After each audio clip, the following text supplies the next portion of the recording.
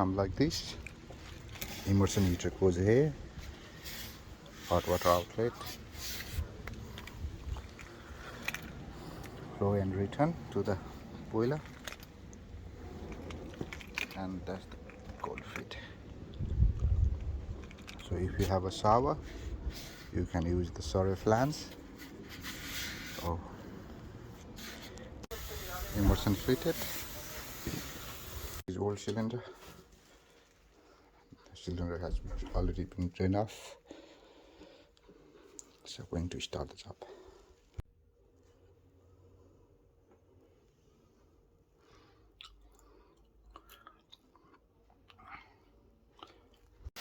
So this is Sore flans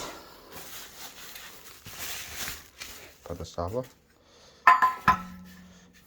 hot water, and this one is for the shower. So this is how it looks like. So this pipe goes down. So for the shower, this is the outlet which is connected to your hot water distribution for the shower, dedicated hot water for the shower, and this one is for your hot water.